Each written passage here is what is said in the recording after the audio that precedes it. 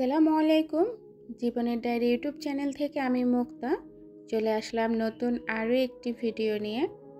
দূরে এবং কাছে, দেশ এবং দেশের বাহিরে যে যেখান থেকে ভিডিওটি দেখা শুরু করেছেন, আশা রাখি সবাই ভালো আছেন।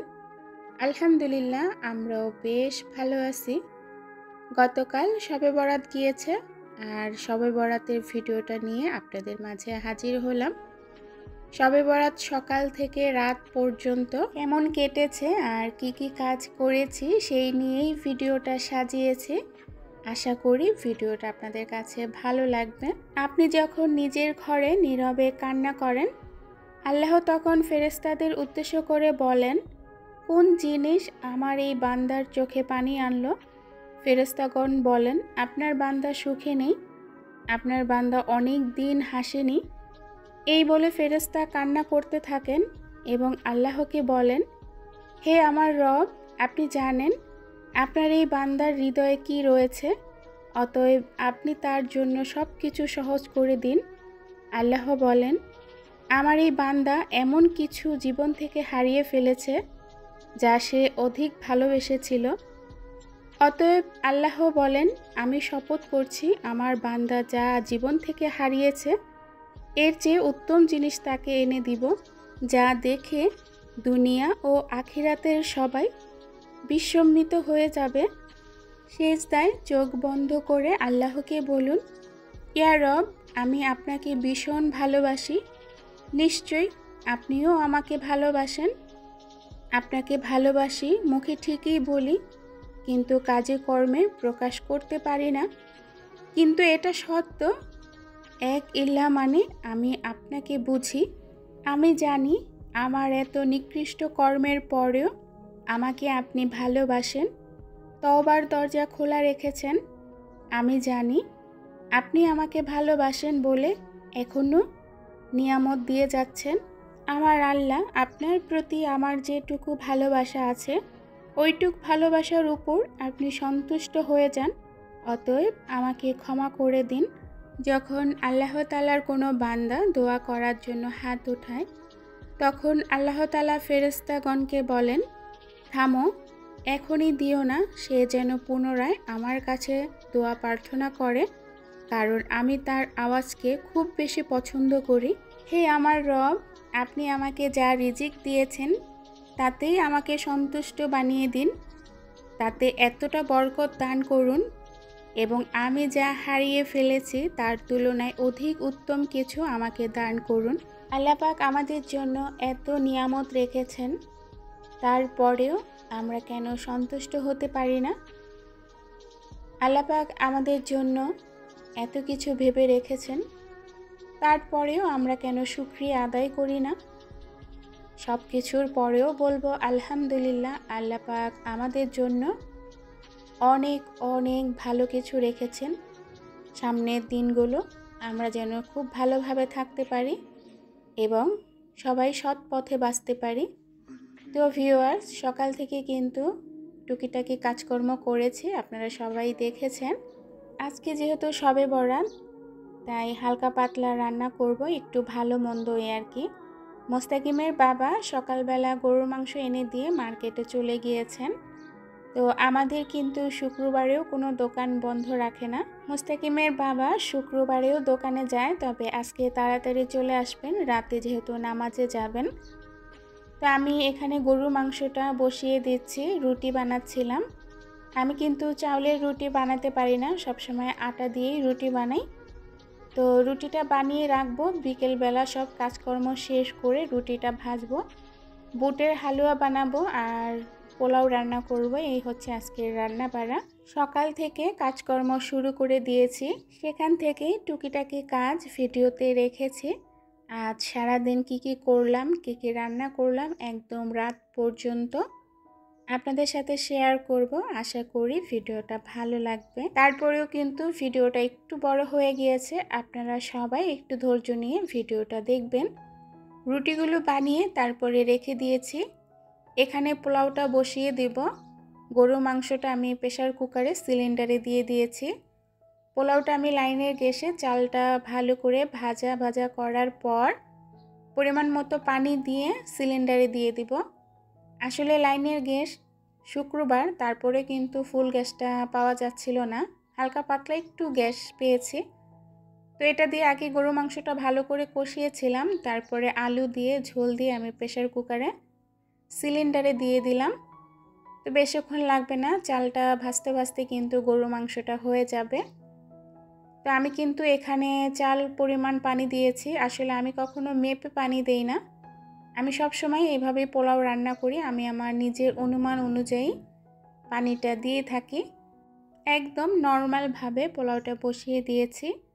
গরু মাংসটা হয়ে গিয়েছে, জিরা গুঁড়া দিয়ে এখন লাইনের গ্যাসে দিয়ে দিলাম। আমরা প্রত্যেকটা মানুষই কিন্তু ভাবি যে কাল ঘুম থেকে উঠে কি কাজ করব, কি রান্না করব, কোথায় যাব, সব কিছু কিন্তু আগের দিন থেকেই ভেবে রাখি। তবে আমাদের ভাবা অনুযায়ী কিন্তু কাজগুলো হয় না, কারণ আল্লাহ পাক আগে থেকেই ভেবে রেখেছেন আমরা কি খাবো, আমরা কোথায় যাব, কি করব। তাই আমাদের উচিত ঈমানটা ঠিক রেখে সামনের পথগুলোতে এগিয়ে যাওয়া। কি হবে না হবে সেটা ভাবার জন্য আল্লাহ পাক তো আছেই। তো যাই হোক ভিউয়ার্স, এখানে কিন্তু পোলাওটা হয়ে গিয়েছে। কিছু গাজর কুচি দিয়েছিলাম, তো ভেবেছিলাম মটরশুঁটিটা দিব, ঘরে মটরশুঁটি ছিল না, তো গাজরটা দিলাম একটু দেখার সৌন্দর্যের কারণে। পোলাওটা কিন্তু হয়ে গিয়েছে, পোলাওটা এখন ঢেকে রাখবো, এতে যতটুকু বাকি ছিল হয়ে যাবে।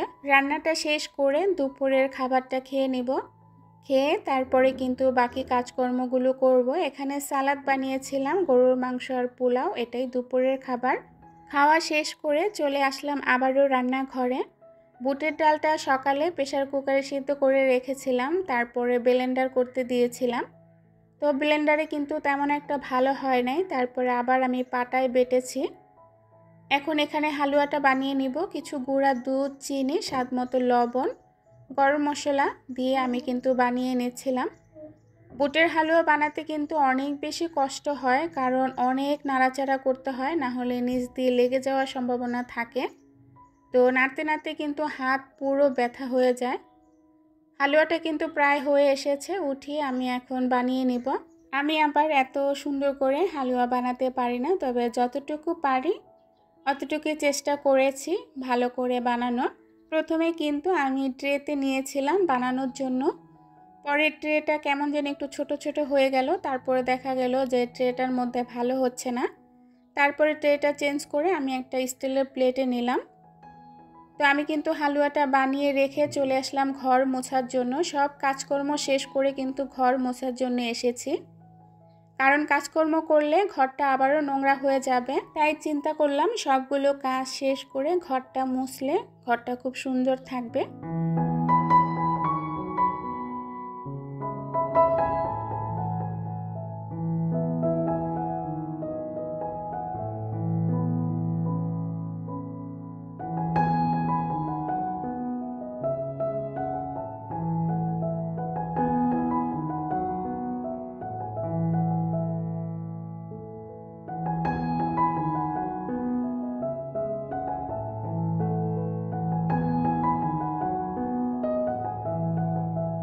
তো আজকে কিন্তু দুপুরের খাবারটা আমরা মা ছেলে মিলে খেয়েছি, সোহানা বাসায় ছিল না, কারণ নামাজের পরের দিন কিন্তু সবসময় বন্ধ থাকে, তাই আজকে কোচিং হবে, সেজন্য সোহানা কোচিংয়ে চলে গিয়েছিল। দুপুরের খাবারটা কিন্তু আমাদের সাথে খেতে পারে নাই। তো এখন কিন্তু মুস্তাকিম আর আমি দুইজনেই ঘরে ছিলাম। অনেকে বলেন যে শবে বরাতের দিন কাজ করলে রাতে নামাজ পড়তে ভালো লাগে না, তবে এটা ঠিক, সারাদিন পরিশ্রম করলে রাতে একটু শরীরটা অলসতা চলে আসে। তবে অনেকে আগের দিন হালুয়া, তারপর রুটি, খাবার জাতীয় জিনিসগুলো বানিয়ে রাখেন, আমি কিন্তু এগুলো একদমই করি না। যেটুকু বানাই একদম তরতাজা বানিয়ে বাচ্চাদেরকে দিয়ে থাকি। তো আমার হালুয়াগুলো তেমন একটা ভালো হয় নাই দেখতে, তবে খেতে বেশ মজার হয়েছিল। তো সব কাজকর্ম শেষ করে চলে আসলাম আবারও রান্নাঘরে রুটিগুলো বানানোর জন্য। রুটিগুলো ছেঁকে তারপরে হটপটে রেখে দিব, তাহলে আর রাতে কোনো রান্নাঘরে কাজকর্ম থাকবে না। মুস্তাকিমের বাবা আসলে তাদেরকে নামাজে পাঠিয়ে তারপর আমরা মা মেয়ে নামাজে দাঁড়াবো। তো আসলে মুস্তাকিমও অপেক্ষা করছে মুস্তাকিমের বাবা কখন আসবে, তারপরে ওনারা নামাজে যাবেন। এখনো কিন্তু সন্ধ্যা হয় নাই, মাগরিবের টাইমের একটু আগে আমি রান্নাঘরে এসেছি। আমাদের জীবন থেকে সময়গুলো কত দ্রুত চলে যাচ্ছে, ঠিক না বলেন? এই তো কিছুদিন আগে আশায় ছিলাম শবে বরাত আসবে, শবে বরাত আসলো আবার চলেও গেল। এখন আবার রোজার অপেক্ষায় থাকবো, রোজা আসবে, আবার রোজা আসবে, রোজা চলেও যাবে, আবার দীর্ঘ একটা বছর অপেক্ষায় থাকবো। তো আমার প্রিয় ভাইয়া আপুরা, আপনাদের শবে বরাত কার কেমন কেটেছে চাইলে কমেন্টে জানাতে পারেন। আমাদের শবে বরাতটা প্রতিবারের তুলনায় খুব ভালো কেটেছে আলহামদুলিল্লাহ। আল্লাহ পাকের কাছে হাজারো শুকরিয়া। তো কথা বলতে বলতে কিন্তু আমি অনেকগুলো রুটি ছেঁকে ফেলেছি। তো রুটিগুলো ছেঁকছিলাম আর ভাবছিলাম পৃথিবীতে কত ধরনের মানুষ আছে, গরিব দুঃখী মানুষ আছে, তাদের এই শবে বরাতটা কিভাবে কাটছে।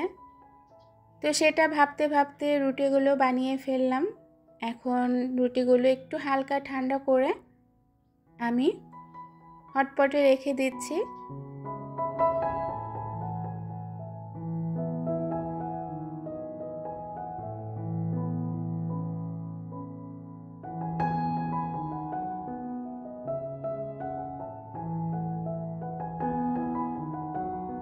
এখন বাজে রাত 9টা।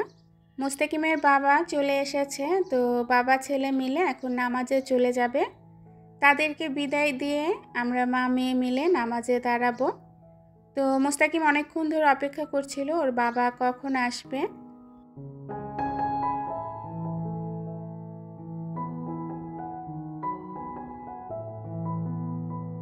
প্রতিটা মানুষের জন্য অনেক বেশি দোয়া রইল, সবাই অনেক বেশি ভালো থাকুক, সুস্থ থাকুক। আর সবার জন্য দোয়া নিয়ে আজ ভিডিওটা শেষ করলাম। আপনারাও আমাদের জন্য দোয়া করবেন, আমরা যেন ভালো থাকতে পারি সামনের দিনগুলোতে। তো সবাই ভালো থাকবেন। আল্লাহ হাফেজ।